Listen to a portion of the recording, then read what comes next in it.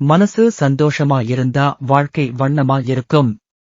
ஆனா மன நிம்மதிக்கு பெட்ரூம் வாஸ்து ரொம்பவே முக்கியம். தம்பதிகள் உறவு இனிமையா இருக்கணுமா?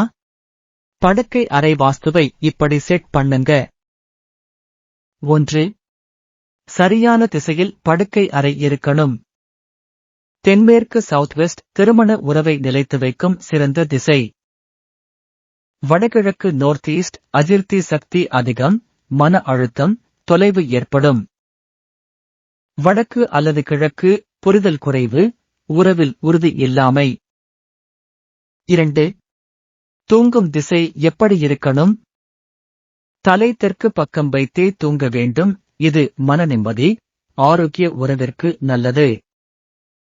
வடக்கு பக்கம் தலை வைத்து தூங்கினால் கவர்ச்சியின் மாயை, உறவில் தொந்தரவு, கனவுகளில் குழப்பம். 4. கண்ணாடி எங்கே இருக்கக்கூடாது? மாடியில் சுவரில் உள்ள கண்ணாடி பிரதிபலிக்கக்கூடாது. அது நிச்சயம் தம்பதிகள் இடையே தேர்ட் எனர்ஜி போல வேலை செய்கிறது, தவிர்க்க வேண்டும். 5. சுவரில் இருக்கும் படங்கள் லவ் சிம்பல் ஆகஸ்ட் இருக்கட்டும். சிரிக்கும் ஜோடி, பூக்கள், ஜோடியாக வந்த யானைகள், பறவைகள் இவை மேம்படுத்தும்.